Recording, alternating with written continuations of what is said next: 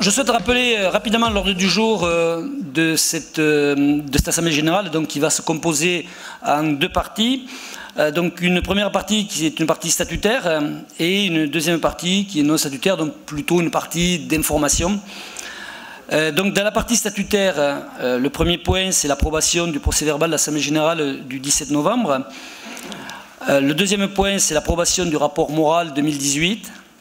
Le troisième point c'est l'approbation des comptes donc, qui est 2018, donc en deux parties. Donc il y aura tout d'abord le rapport financier qui est par Didier Bordet et ensuite le rapport du commissaire aux comptes. Le quatrième point c'est l'approbation des admissions, réadmissions et radiations. Tous ces points donc, donneront lieu à l'approbation d'une résolution pour chacun des points. Et ensuite, le cinquième point, c'est l'annonce des résultats du vote de quitus, des 6 qui ont été élus en décembre 2017, c'est-à-dire les 3 vice-présidents, le secrétaire, le trésorier et puis le président. Donc, pour la partie non statutaire, donc, le premier point, ce sera la présentation du congrès à Shanghai donc, par Philippe Claret. Le deuxième point, ce sera le point de la situation sur la filiale Arts et Métiers Accélération, donc, qui sera fait par Gérard Murat. Le troisième point, c'est la présentation de la stratégie de l'école qui sera fait par Laurent Champanet. Le quatrième point, c'est le plan d'action de la fidélisation qui sera fait par Joël Lempereur. Ensuite, donc, il y aura éventuellement des questions diverses si vous avez des questions à poser. Au-delà des questions que vous aurez pu poser sur les points qui auront été abordés, bien sûr. Et à l'issue de cette Assemblée générale, donc, il sera procédé à la remise de différents prix. La coupe Louis Gouin, donc ça c'est l'entraide. Il y aura les équerres de la fidélisation donc, par Joël Lempereur. Et il y aura le célèbre coq Oyos, qui sera remis par Maurice Courbathieu, donc Bordeaux 63, et sera pour lui la dernière fois, dans la mesure où il laisse son poste à Jean-Yves Colombel, Angers 74. Nous avons pu vivre une année 2018 une fois encore riche en événements. Je pense en particulier à la création par les élèves d'une nouvelle période d'accueil sans précédent, qui s'inscrit dans notre environnement sociétal et dans le temps, sans jamais se détacher de nos valeurs qui sont fondamentales. À l'achèvement des travaux de la rénovation de la nouvelle Maison des Arts et Métiers à Paris, totalement réouverte depuis septembre dernier et inaugurée officiellement le 24 janvier dernier. À l'adoption de notre projet de règlement intérieur lors de notre dernière Assemblée générale, actuellement en cours d'approbation par le ministère de l'Intérieur. Et enfin, le développement de relations fortes et confiantes avec l'école, au niveau national comme au sein des campus, nous permettant d'apporter notre soutien à la formation des ingénieurs de l'industrie de demain. Alors avant de vous rendre compte plus en détail des actions fortes qui ont animé les différents pôles d'activité de notre association, je souhaiterais rappeler le contexte dans lequel le bureau, le comité et le conseil d'administration se sont inscrits lors de leurs travaux de cette année. Les attentes de notre communauté étaient sans équivoque et ne pouvaient se contenter simplement de messages. Je pense d'abord à notre accélérateur de start-up, Arts et Métiers Accélération, lancé en 2017 et qui n'apportait pas suffisamment de satisfaction au vu de ses résultats et de l'investissement financier de la SOS. Aujourd'hui, et après un an de travaux en profondeur menés par le groupe de travail de bénévoles, l'accélérateur est devenu une SAS, un nouveau business model a été construit et son déficit d'exploitation a été réduit de 80%. Il reste du chemin à parcourir pour asseoir ce dispositif au sein de l'écosystème d'innovation des arts et métiers, associant l'incubateur de l'école, AM Valeur, le CREDA, les groupes professionnels, le CLENAM, les Business Angels ou encore le Rexam. Mais nous sommes confiants dans cette démarche qui valorisera la marque arts et métiers et l'esprit entrepreneurial des Gadzards. Ces éléments vous seront explicités un peu plus tard dans la matinée. Je pense également au déficit conséquent de notre solde d'exploitation qui met bien logiquement en émoi notre communauté depuis plusieurs années. Une analyse profonde des dépenses et des ressources a alors été conduite par Didier Bordet et la commission finances pour soulever les points critiques sur lesquels il s'agirait de travailler. C'est donc par une réduction de nos dépenses et une utilisation mieux canalisée de nos ressources que notre résultat d'exploitation, certes déficitaire, est réduit d'un quart par rapport à l'exercice précédent. Par ailleurs, la nécessité de pérenniser nos procédures, sans cesse modifiées, s'est concrétisée par le lancement d'un projet de labellisation avec l'organisme IDEAS.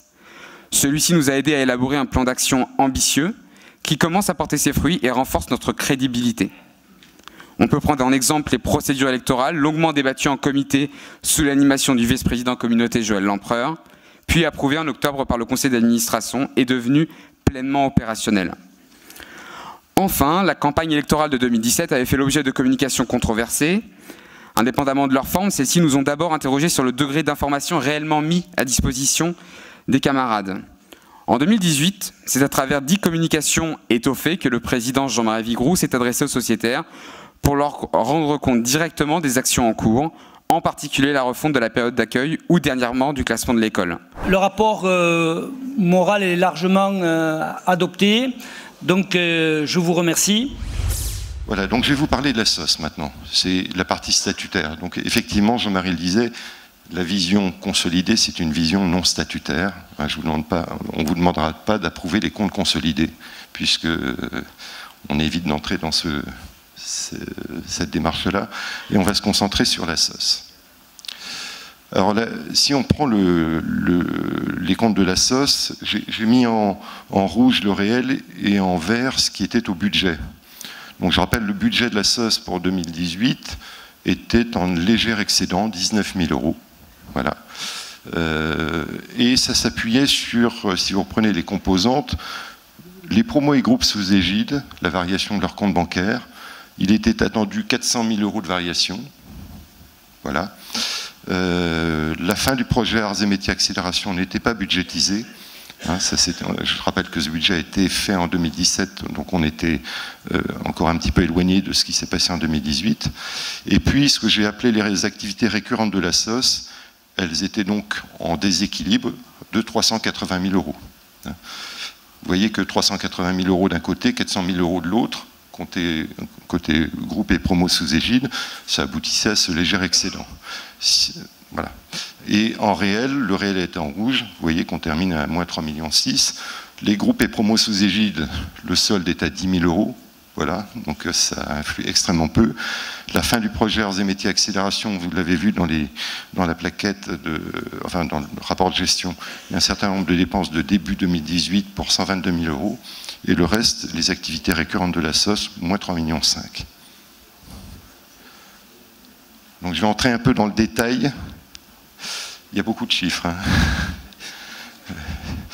J'essaie de mettre des lettres, mais il y a malheureusement beaucoup de chiffres dans ce domaine. Là, c'est un rappel pluriannuel.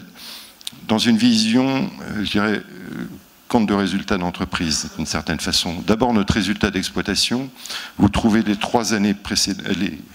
2 années précédentes, pardon, et l'année 2018, et puis le rappel du budget et l'écart entre le réel et le budget pour 2018. Non, mais c'est pas la peine que non.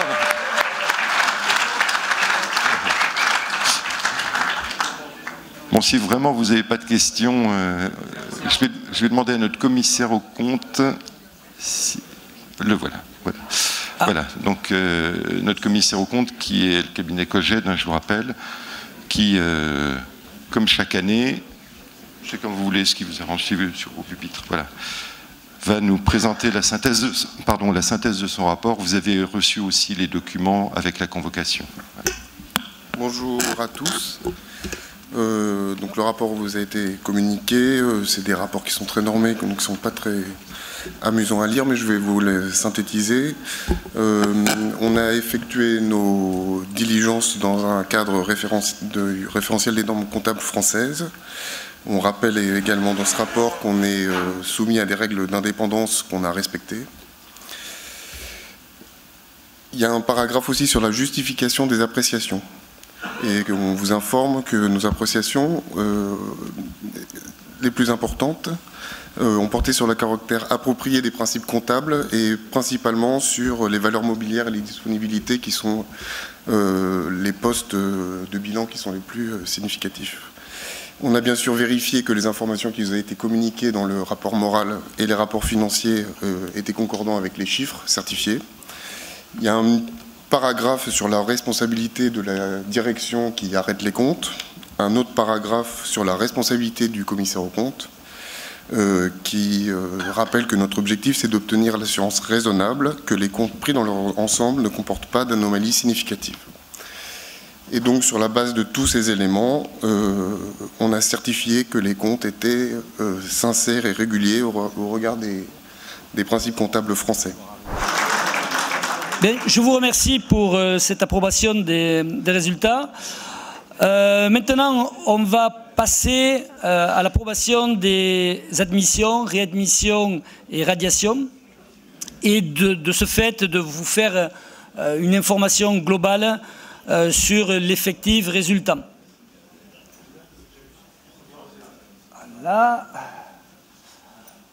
Voilà, alors donc vous avez les listes qui sont affichées sur les tableaux qui sont au fond de cette salle. Donc il y a 655 admissions, 30 réadmissions, 480 radiations, 92 décès et une démission. Ensuite, ça c'est pour les membres titulaires. Donc, à l'AG de novembre, on était 28 667 avec ce calcul. Donc, à l'AG d'avril, alors les chiffres sont arrêtés aux alentours du 15 mars, quoi, hein, donc on est de 28 779 et à cela s'ajoutent les membres associés, 1642, les membres juniors, 3339, les membres filières pédagogiques, 166, ce qui fait un effectif total SOS de 33 926. Je vous remercie pour cette approbation.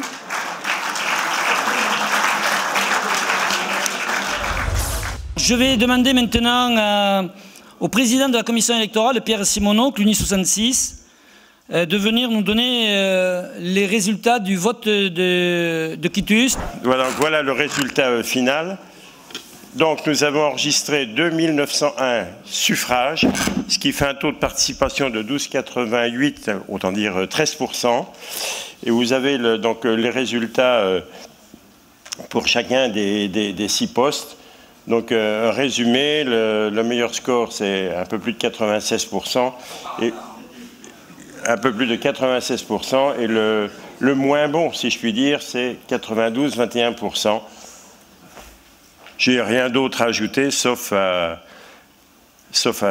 confirmer que ce vote de quitus, tout le monde a été reconduit pour une année supplémentaire au bureau. Donc il va nous présenter le congrès donc, à Shanghai. Philippe. Le congrès, donc le programme, hein, vous savez, c'est toujours en octobre donc, cette année, à Toussaint. Donc c'est dans 6 mois, donc on a encore le temps de recevoir des inscriptions. Je vous rappelle le planning de la semaine. Donc c'est une semaine arts et métiers à Shanghai. On n'a pas voulu uniquement faire un congrès de 2 ou 3 jours. Donc pour arriver à motiver des archis et des industriels, on a fait ce qu'on appelle des Learning Expeditions qui s'adressent plutôt à des entreprises qui enverront des ingénieurs rencontrer des entreprises chinoises, peut-être des futurs partenaires, des futurs clients. Les participants au congrès, par contre, eux, arriveront dans la semaine. Donc aujourd'hui, on a prévu que les gens arrivent le mercredi, le congrès ne démarrant que le vendredi, mais on s'est dit qu'avec l'école, ça serait bien de faire une journée. Et donc, on appelait ça la journée académique. Bon, aujourd'hui, vous verrez après, cette journée est encore en cours de définition avec l'école. Donc, soit l'école sera présente pour, je dirais, signer des protocoles avec des universités, soit on fera uniquement des rencontres d'universités ce jour-là. Et le congrès en lui-même sera traditionnellement sur 2 jours, donc le vendredi et le samedi. Et puis, pour attirer un petit peu la participation des archis, passer 3 jours à Shanghai, je pense que bon, c'était un budget et c'était un peu court. Donc on a proposé des séjours touristiques de 7 jours et 12 jours. Et aujourd'hui, j'avoue que ça a la cote. Il y a Gérard Murat qui vient pour nous parler d'arts et métiers accélération. Alors, pour ma part, ce que je voulais dire ce matin, c'est concernant justement arts et métiers accélération, c'est qu'après une année 2017 qui a permis de mettre en place le projet d'un accélérateur pour les startups, la société AMA a été créée il y a un an, en mars 2018. Donc, la société AMA, donc la forme juridique, c'est une SAS, l'actionnaire, c'est la SOS à 100%. Durant la première année, c'est-à-dire en 2017, différentes actions avaient été réalisées. Une des plus importantes a été que nous soyons installés dans les premiers à Station F. C'est un lieu emblématique pour le monde de l'innovation. Ce positionnement à Station F nous a bien aidés, et pour nous faire connaître surtout. Et pour AMA, c'est un gros atout. Donc pour 2019, nous prévoyons de déployer 2 programmes focus dans l'année, donc en collaboration 50-50 avec Usine.io, et 2 programmes d'accélération qui vont être montés par AMA. On voudrait également lancer l'Académie du mentorat pour avoir un vivier de mentors qui nous manque beaucoup, parce que ça, c'est très apprécié des startups. Alors, qu'est-ce que c'est que Usine.io ? Usine.io a inventé un concept qui est très bon, qui consiste à proposer à un industriel de lui résoudre un problème qu'il ne sait pas résoudre lui-même, en trouvant la start-up qui sait résoudre ce problème. Donc Usine.io dispose d'une base de données de 10 000 start-up mondiale qui est mise à jour en permanence, et donc organise finalement la rencontre entre un problème difficile, il faut que ce soit un problème difficile, et une start-up qui dans le monde a travaillé sur le sujet. Ça, c'est la première partie. La deuxième partie, c'est que la start-up monte un pilote chez l'industriel, un vrai pilote opérationnel, qui va démontrer la faisabilité de la solution que la start-up amène. Et tout ceci ne coûte pour l'industriel que 30 000 €, plus le coût du pilote qui est de 15, 20 ou 30 000 €. Donc finalement, pour moins de 100 000 €, un industriel peut résoudre un problème qu'il ne sait pas résoudre dans des délais très courts, puisque tout ça, ça ne dure que 3 à 4 mois. Bon, bonjour à tous, merci de m'accueillir ce matin. Effectivement, je vais vous parler des stratégies de l'établissement, et avec un petit focus sur l'international. Et puis, je vous préviens, je suis venu aussi pour faire un peu polémique sur la fin de mon discours. J'ai prévenu ma femme que si je n'étais pas rentré à 14 h, il fallait envoyer la police. Alors, deux éléments d'abord. C'est toi qui change. Ok. Sur des questions d'identité, sur les questions de positionnement de l'établissement, on a travaillé avec le conseil d'administration en particulier en décembre 2018 sur quel était cet établissement, à quoi il servait, qu'est-ce qu'il voulait faire. On a rappelé que comme on l'avait été créé à la fin du XVIIIe siècle, on était avant tout un acteur socio-économique au service des territoires et des entreprises, un acteur économique qui ne fait pas n'importe quoi, qui fait d'abord de la formation et de la recherche, mais qui n'est pas une université, c'est-à-dire qui n'est pas dans la transmission et l'enrichissement des savoirs, qui est sur l'accompagnement des entreprises. Et aujourd'hui, accompagner les entreprises, ça ne peut pas se faire sans les territoires, et on est toujours dans un triptyque territoire, industrie, création de compétences. Deuxième point, un positionnement thématique qu'on a résumé sous l'appellation interaction homme, digital, industrie. Ce qu'on veut dire par là, c'est qu'on forme d'abord des femmes et des hommes qui, dans l'industrie du futur, vont être des leaders, vont prendre des décisions, vont donner des réponses techniques. Pour cela, ils vont s'appuyer sur des informations qui sont toutes numériques, c'est l'ère du digital.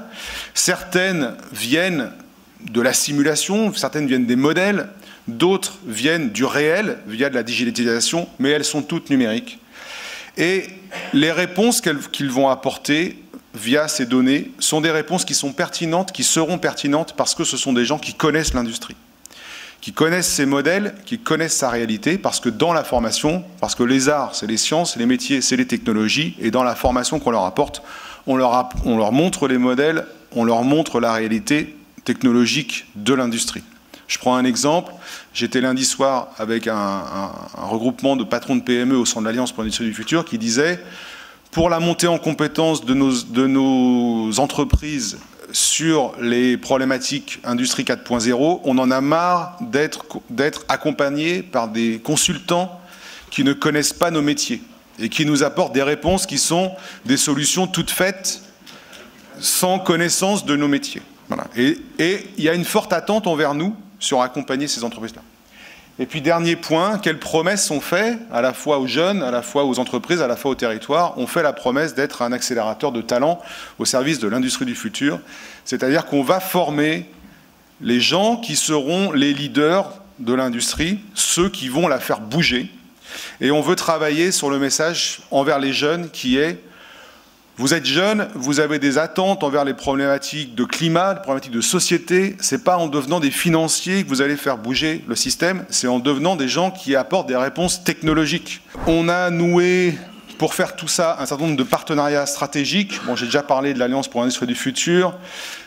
Sur les questions de French Fab, on a la BPI au téléphone quasiment tous les jours. J'étais avec les jeunes aujourd'hui pour essayer de les embarquer dans un programme qui s'appelle le French Fab Tour, que certains d'entre vous ont peut-être vu passer, en particulier le French Fab Tour de l'été, où il s'agit d'aller montrer l'industrie française à des jeunes sur les plages pendant l'été. Et ils ont besoin de nous pour justement parler, que nos élèves parlent aux jeunes.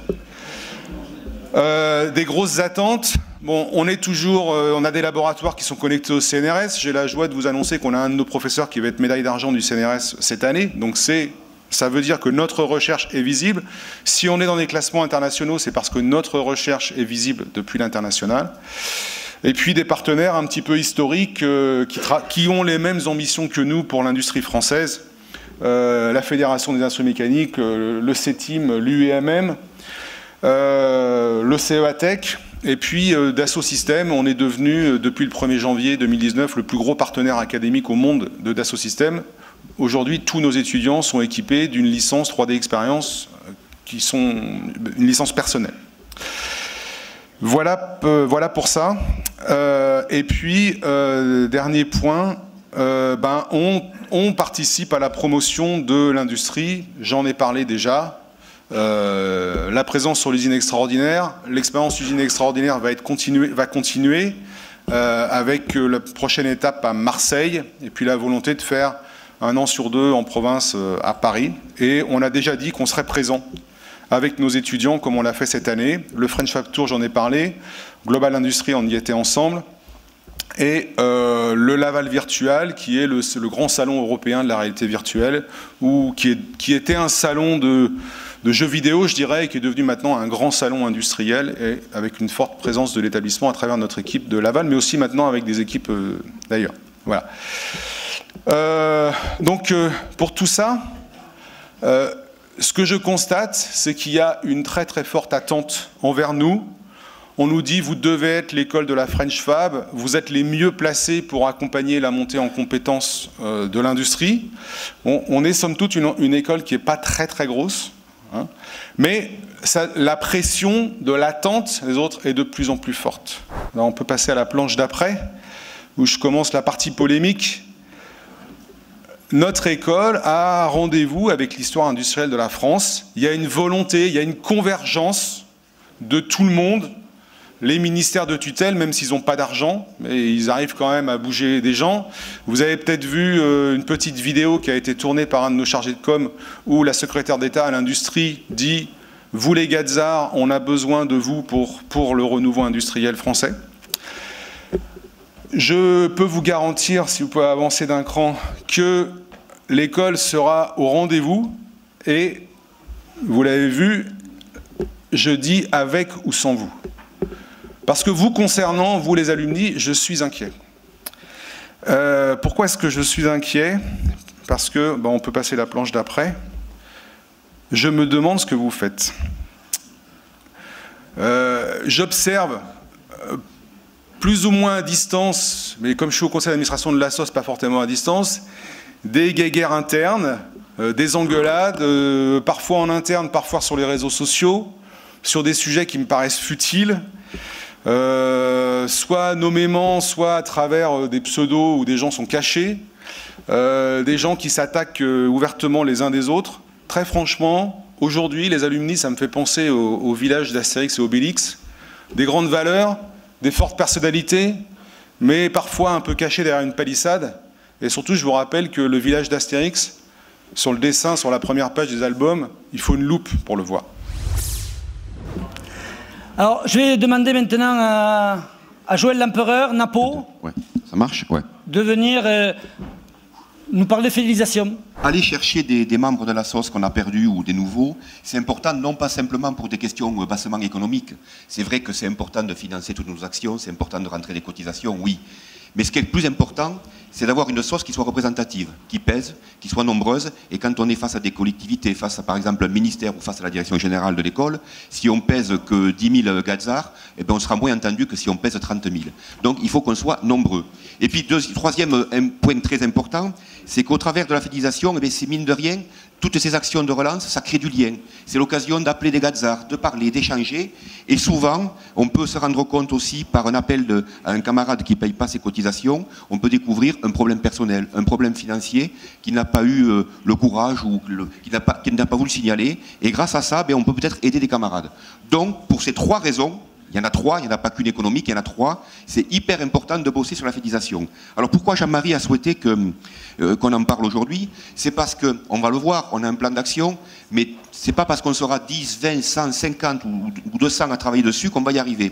On a besoin de tout le monde pour porter le message de la fidélisation. On a besoin au quotidien, quand on discute avec des camarades, quand on est dans une réunion, de faire un petit peu attention. Tiens, la sauce, tu la connais, est-ce que tu es adhérent? Oui, pourquoi, etc. On peut tous faire de la fidélisation sans s'en rendre compte, à condition d'y penser un petit peu de temps en temps.